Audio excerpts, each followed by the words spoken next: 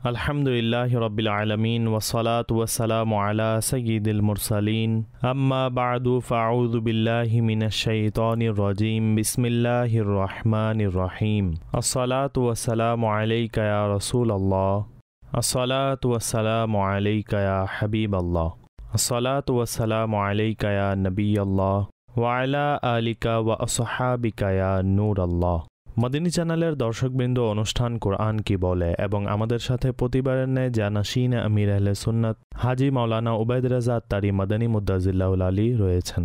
আমরা আল্লাহর দয়া জানাশিনে আমির আহলে সুন্নাত থেকে বিভিন্ন বিষয়ে মদিনী ফুল নিয়ে থাকি, দিক নির্দেশনা নিয়ে থাকি। কোরআন ও হাদিসের আলোকে যে জ্ঞান রয়েছে তা শিখার সৌভাগ্য অর্জন করে থাকি। আজ আল্লাহর দয়া আমাদের অনুষ্ঠানে এমন এক রোগের ব্যাপারে আলোচনা হবে, এমন ব্যাধি ও এমন গুণের আলোচনা হবে যা কিনা মন্দ, যা খারাপ, যা মানুষের মাঝে থাকা উচিত নয়। সেই ব্যাধিটি হচ্ছে কুধারণা।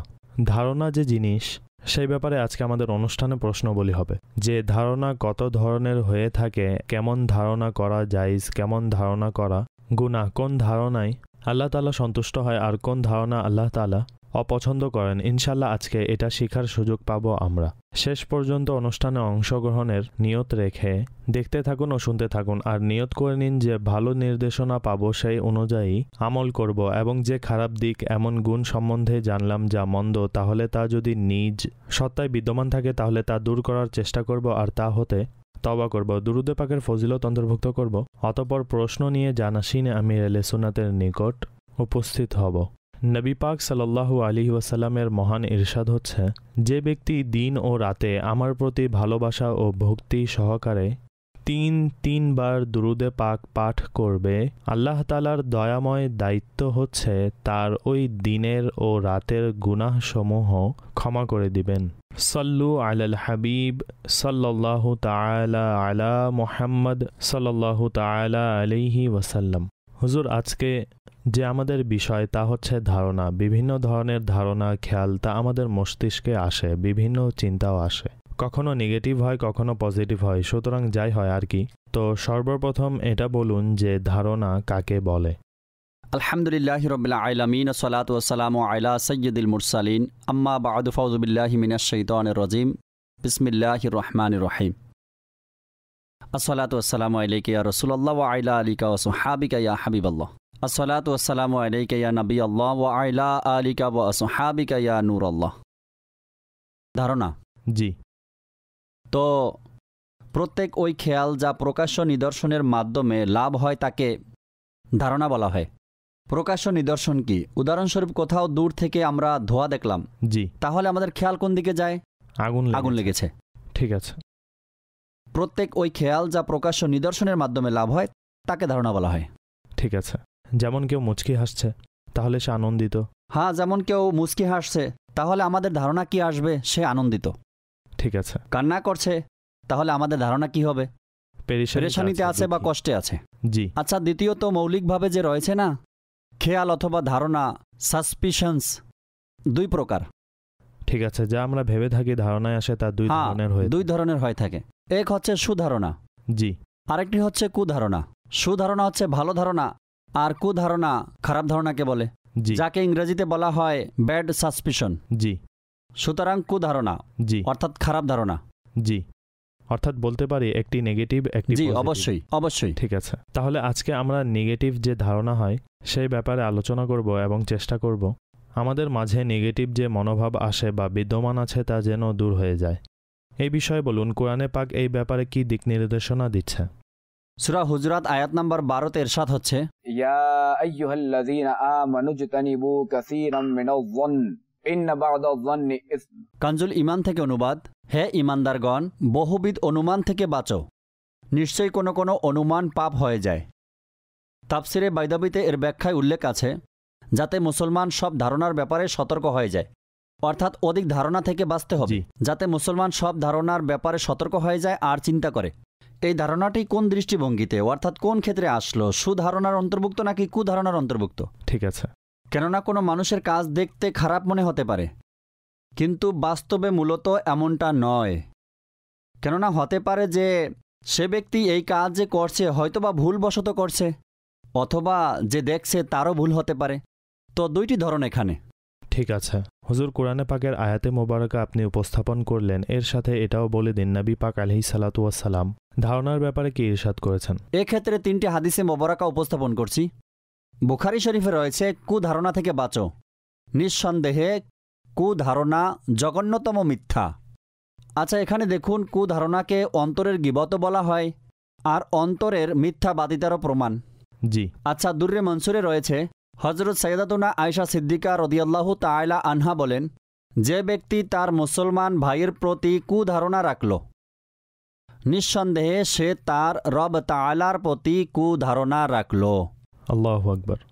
সর্বশেষ নবী সাল্লাল্লাহু তাআলা আলাইহি ওয়াসাল্লাম ইরশাদ করেন, শুআবুল ঈমানের বর্ণনা করছি, মুসলমানের রক্ত, সম্পদ এবং তার প্রতি কুধারণা অপর মুসলমানের উপর হারাম। সুতরাং দেখুন, 3টি হাদিসে মোবারকা উপস্থাপন করলাম। এছাড়াও অনেক হাদিসে মোবারকা আছে এই ব্যাপারে। জি হুজুর, এখন যেমন আপনি বললেন ধারণা 2 প্রকার। যেটা কুধারণা, যার উপর গুনাহের হুকুম বর্তাবে, সেটা কখন হয়? কেননা ধারণা তো চলে আসে, কোনো বস্তু দেখলে মস্তিষ্কে ধারণা চলে আসে। এখন তা ভালো হতে পারে, খারাপও হতে পারে, তো গুনাহ হিসাবে কখন ধার্তব্য হবে? হ্যাঁ, দেখুন, এই ক্ষেত্রে বিষয়টি হচ্ছে, যেহেতু মানুষের মস্তিষ্কে ধারণা তো আসতেই থাকে, জি, অন্তরে কুমন্ত্রণা তো আসতেই থাকে। জি, এমনই। ঠিক আছে, এখন যদি এমন হয় কোনো মানুষের প্রতি কোনো কুধারণা আসলো, কোনো খারাপ খেয়াল আসলো, খেয়াল এসেছে, তো এই খেয়াল আসার কারণে পাকড়াও করা হবে না। পাকড়াও কখন হবে, গুনাহ কখন হবে, আসলে আসতে দিব, এর প্রতি গুরুত্ব দিবেন না। জি। পাকড়াও কখন হবে, যখন সে অর্থাৎ এই ধারণা তার মনে বসিয়ে নিবে যে না, আসলেই এই ব্যক্তিটা এমনই। কেননা ধারণা আসা এটা তো ব্যক্তির আয়ত্তে নয়। কোরআনে পাকের মধ্যে রয়েছে, লা ইউকাল্লিফুল্লাহু নাফসান ইল্লা ওয়াসআহা। কানজুল ঈমানের অনুবাদ, আল্লাহ পাক কারো উপর তার সাধ্যের বাইরে বোঝা অর্পণ করেন না। জি। ধারণা আসলে পাকড়াও হবে না। হ্যাঁ, যদি নিজের অন্তরে ধারণ করে রাখে, তো এমন যে এটাকে ধারণ করলো বা এর প্রতি পূর্ণ বিশ্বাস রাখলো, এমন যে ব্যক্তি এমনটাই আছে, তার ব্যাপারে আসা কুধারণাকে সত্য মনে করলো, আসলেই এমন, অথবা এমন যে অর্থাৎ আন্তরিকভাবে তার উপর বিশ্বাস করে, হ্যাঁ, তিনি বিশ্বাস করে নিল, আন্তরিকভাবে তার উপর বিশ্বাস আসলো যে হ্যাঁ, এই ব্যক্তি এমনই, অথবা এমন কাউকে বলল যে ওই ব্যক্তি এমনই। ঠিক আছে। এখন যেহেতু সে মুখে বলে দিল, সুতরাং মুখ কাকে সত্যায়ন করছে? তার অন্তরকে সত্যায়ন করলো যে সে ঠিকই ভেবেছে, সে সঠিক ভেবেছে। আচ্ছা, আরও হচ্ছে যে সে উক্ত ব্যাপারে চাহিদা অনুসরণে কাজ করেছে। যখনই তার অন্তরে খেয়াল আসলো যে সে খারাপ বা মন্দ, তাহলে সে যদি তার থেকে সতর্ক হয়ে যায় বা এই ধরনের পদক্ষেপ নিল যে সে, তারপরে স্পষ্ট এটাকে কুধারণা বলা হবে। আসলে তার অন্তরে খেয়াল এসেছিল, তার অন্তরে বসে গিয়েছিল, এজন্যই তো সে মুখে প্রকাশ করেছে, অথবা সে আন্তরিক চাহিদা অনুসারে আমল করলো। হুজুর, এই ব্যাপারে বলুন, আপনি বললেন অন্তরে ধারণ করা বা অন্তরে বিশ্বাস করা, এর দ্বারা উদ্দেশ্য কি? কিছুটা বিস্তারিত যদি বলতেন আমাদের জন্য সহজ হতো। ঠিক আছে, উদাহরণস্বরূপ এক ব্যক্তি, জি, সে নামাজ পড়তেছিল তাহাজ্জুদের। জি। এখন কেউ তাকে দেখলো যে সে তাহাজ্জুদ আদায় করছে, বাকি সবাই শুয়ে আছে আর সে উঠে তাহাজ্জুদ পড়ছে সফরে। জি। এখন তার অন্তরে এই ধারণা আসলো যে সে রিয়াকারি করছে, সবাইকে দেখাচ্ছে যে তোমরা, হ্যাঁ, যে নামাজ পড়ছে। বাকি সবাই নিজ কাজে লেগে আছে, অথবা কেউ ঘুমাচ্ছে বা নিজ কাজে ব্যস্ত আছে। জানা নেই যে নামাজ পড়ছে। না না, তার জানা আছে। অনেকে উঠে গেছে কিন্তু নিজ কাজে লেগে আছে, আর সে বলছে দেখো তাহাজ্জুদ পড়ছে, সে রিয়াকারি করছে। এখন তার অন্তরে ধারণা আসছে। জি। যদি সে এটা ধারণ করে নেয়, এখন যে সে ধারণ করা কখন ধার্তব্য হবে? যখন সে ব্যক্তি তার অন্যান্য বন্ধুদের সাথেও বলবে যে অমুক ব্যক্তি রিয়াকারি করছিল আর নামাজ আদায় করছিল।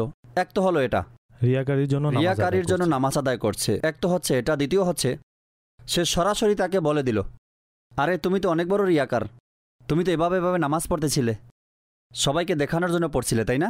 এভাবে করে। আবার অনেকে এমন বলে আমার সব জানা আছে। হ্যাঁ, আমার সব জানা আছে, যেন সেই সব জানে, আমি সব জানি, তুমি তো দেখানোর জন্য নামাজ পড়ছিলে। আচ্ছা, এখানে একটা ব্যাপার দেখুন যে এখন সে যেহেতু এই কাজটি করলো, এক তো তাকে বলল, বা দুই তার পিছনে বলল, বন্ধুদের সাথে বললে গীবত করলো। জি। তো এখন এই ক্ষেত্রে এই ব্যক্তি গুনাহগার হবে, গুনাহগার বলা হবে, যেহেতু তার অন্তরে ধারণা আসলো রিয়াকারীর। জি। একজন তাহাজ্জুদ আদায়কারীর ব্যাপারে আর একজন নেককার ব্যক্তির ব্যাপারে কুধারণা আসলো, খারাপ ধারণা এসেছে, সে ধারণ করে এখন সে বসেছে। ধারণ করে বসেছে। ধারণ কখন ধর্তব্য হবে? যখন সে প্রকাশ করে দিবে। ঠিক আছে, প্রকাশ করাটাই। এটা সুস্পষ্ট যে যা অন্তরে থাকে তাই মুখে প্রকাশ জি। পায়। সুতরাং এটাকে বলা হয় অন্তরের ধারণা। জি। আচ্ছা, এখন যদি তার অন্তরে ধারণা আসলো, সে তো রিয়াকারি করছে, সবাইকে দেখানোর জন্য ইবাদত করছে, নামাজ পড়ছে, এভাবে করছে। জি, অন্তরের ধারণা আসলো এমন। অন্তরে ধারণা আসলো, ঠিক আছে, সে সেই ধারণাকে গুরুত্বই দিবে না, জি, পাত্তাই দিবে না। নিজের অন্তরকে বলে দিয়েছে, নিজের না, না, অন্তরকে এমন না। বলে দিয়েছে না না এমন না, অথবা তুমি কুধারণা করছো। হ্যাঁ তুমি নিজেকে কুধারণা হতে বাঁচাও। সে কোনো উত্তরই দিল না, উড়িয়ে দিল কুমন্ত্রণাকে। ঠিক আছে, এখন এটাকে কুধারণা বলা যাবে না। এক্ষেত্রে পাকড়াও এখন হবে না। এক্ষেত্রে পাকড়াও হবে না, গুনাও হবে না। লা ইউকাল্লিফুল্লাহু নাফসান ইল্লা ওয়াসআহা। জি, এখন এক্ষেত্রে পাকড়াও হবে না। বুখারী শরীফের ব্যাখ্যাকারক হযরত আল্লামা মাহমুদ বিন আহমদ আইনি রাহমাতুল্লাহি তাআলা আলাইহি, জি, যাকে ইমাম আইনিও বলা হয়, তিনি বলেন, কুধারণা ওই হারাম যার উপর ধারণাকারী পিরাপিরি করে, অর্থাৎ সে একগোয়ামি করে থাকে আর সেই চিন্তাধারাই তার অন্তরে ধারণ করে। জি, ওই ধারণা নয় যা অন্তরে আসলো আর না স্থির রইল। অন্তরে আসলো আর স্থির রইল না, তাহলে কোনো সমস্যা নেই। অন্তরে ধারণ করে তবে গুনাহ হবে। আল্লাহ আমাদের হিফাজত করুক। হুজুর আপনি বলছেন কুধারণা করিও না, যেমন আপনি বললেন, কোরআনের আয়াত পড়লেন, হাদিসও উপস্থাপন করলেন, কিন্তু অনেক সময় পরিস্থিতি এমন হয় যে ধারণা নেগেটিভ হয়ে থাকে। এখন যেমন কারোর সাথে লেনাদেনা করছে, কেউ ঘর ক্রয় করছে, কেউ গাড়ি ক্রয় করছে, এখন পেমেন্ট করার সময় হলো, এখন সে বলল ক্যাশ নিয়ে আসো, তখন মনে খেয়াল আসে টাকা হাতছাড়া না হয়, ছিনিয়ে না নেয়, খারাপ পরিস্থিতি না হয়, ধোঁকাবাজি না হয়, এরকম ব্যবসা বাণিজ্যতে। সুতরাং ওই মানুষের মস্তিষ্কে কোনো না কোনো ধারণা আসে, তো সে আত্মরক্ষার জন্য কিছু না কিছু করে থাকে। তাহলে আমরা কি শুধু সুধারণায় রাখবো, নাকি আমরা এক প্রকারের কুধারণা বলে উড়িয়ে দিব? তো মার্কেটে অথবা ব্যবসা বাণিজ্যতেও ক্ষয়ক্ষতি হতে পারে। হ্যাঁ দেখুন, এই ব্যাপারটা আলাদা, ঠিক আছে। জি, দেখুন, মনে কোনো ধারণা আসলো আর সেই ব্যক্তিকে খারাপ ভাবলো। এখন যদি এমন ধারণা আসে আমার টাকা ছিনতাই না হয়ে যায়, যেমন দুইজন বন্ধু পরস্পর ব্যবসা করে, পার্টনার তারা, এখন তার অন্তরে এমন ধারণা হলো আমার যে পার্টনার আছে সে ঠিক করছে না, জি, এই বিষয়টা বুঝে আসছে না। এখন এরকম ধারণা আসলো, তাই না?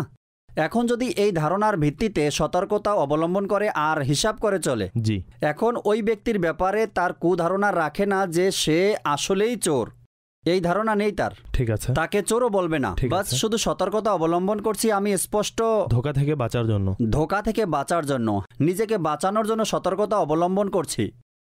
জি, অবশ্যই করা উচিত, জি, অবশ্যই এমনটাই করা উচিত। কেননা যদি ভুলটা তার হয়, ওই ব্যক্তির হিসাব নিকাশ নিজেই রাখেনি, এখন তার পার্টনার যে আছে সে বলছিল ভাই তুমি কিন্তু ঠিকমতো হিসাব নিকাশ রাখিও, এখন হিসাব নিকাশ রাখিনি, ভুল তো হয়ে গেছে, এখন তার সাথের ব্যক্তি ফেসে গেল।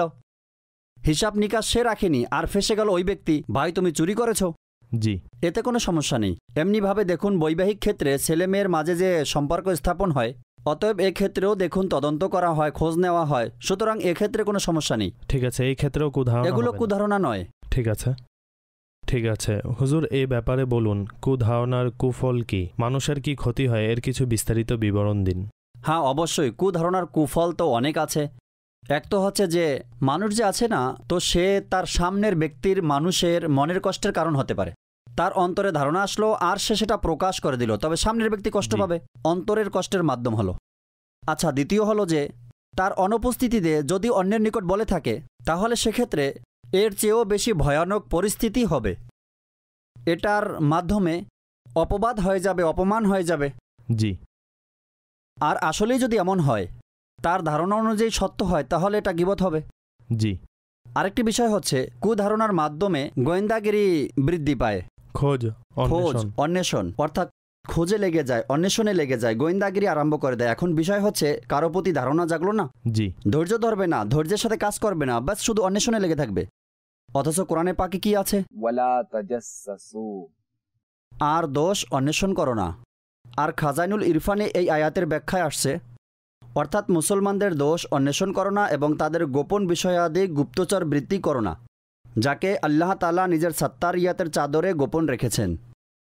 আচ্ছা, আরেকটা বিষয় হচ্ছে কুধারণার মাধ্যমে বিদ্বেষ এবং হিংসার মতো অভ্যন্তরীণ রোগ সৃষ্টি হয়। আল্লাহ তাবারক ওয়া তাআলা কুধারণা হতে বাঁচাক এবং কুধারণার কুফল হতে রক্ষা করুক।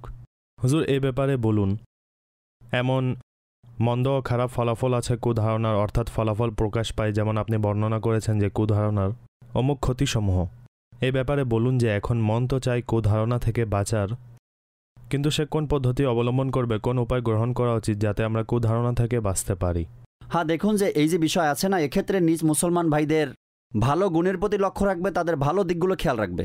জি।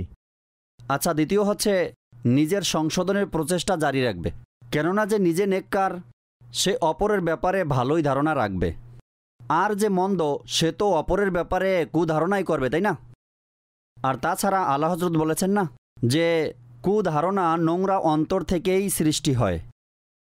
সে নিজেই ভালো না, সে নিজেই ভালো নয়, সুতরাং নিজেকে সংশোধন করুন। জি। এর জন্য দাওয়াত ইসলামের দিনী পরিবেশ আপনার সামনে, দাওয়াত ইসলামের দিনী পরিবেশে সম্পৃক্ত হয়ে যান, আর এতে আরও ত্রুটিসমূহ তুলে ধরা হয় এবং এর চিকিৎসাও বলে দেওয়া হয়। কুধারণাও আন্তরিক রোগ, তো ইনশা আল্লাহ তাআলা এরও চিকিৎসা হয়ে যাবে। আচ্ছা, তৃতীয় হচ্ছে যে মন্দ সংস্পর্শ পরিহার করে নেক সংস্পর্শ গ্রহণ করুন। জি। তো ইনশা আল্লাহুল করিম এর বরকত নসিব হবে। আর চতুর্থ হচ্ছে যখনই কোনো মুসলমানের ব্যাপারে কোনো খেয়াল আসবে বা ধারণা আসবে, কুধারণা আসে, তাহলে সেটাকে তাড়ানোর চেষ্টা করুন আর সেটাকে ইতিবাচক বানানোর চেষ্টা করুন। যেখানে দুটি দিক রয়েছে, জি, কোনো মুসলমানের ব্যাপারে দুটি ধারণা আসতে পারে, দুই ধরনের খেয়াল।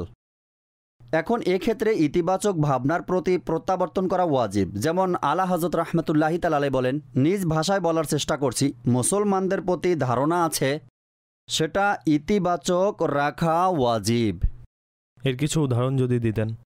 উদাহরণ হচ্ছে, এখন কোনো ব্যক্তি যদি সে আল্লাহ তাবারক ওয়া তাআলার কালামে পাক অথবা নাচ শুনে কান্না করছে, জি, এখন অন্তরে ধারণা আসলো যে সে রিয়াকারি করছে, দেখাচ্ছে, অভিনয় করছে, ঠিক আছে? জি। এখন এখানে দুটি বিষয় আছে, এক তো রিয়াকারি, লোক দেখানো, অভিনয় করা, জি, অথবা সে আসলেই আল্লাহ পাকের কালাম শ্রবণ করে কান্না করছে, খোদাভীতিতে কান্না করছে, জি, নাচ শ্রবণ করে কান্না করছে, নবী সাল্লাল্লাহু আলাইহি সাল্লামের ভালোবাসায় কান্না করছে, অন্তর প্রভাবিত হয়েছে, তার অন্তর প্রভাবিত হয়েছে। অতএব এগুলো সব বিষয়াদি, তাই না? জি। এখন লক্ষ্য করুন মন্দ বিষয়াদিগুলো কি? রিয়া করা, জি। লোক দেখানো, অভিনয় করা, এগুলো জি। সব মন্দ বিষয়াদি। জি। আর ভালো বিষয়াদি কি?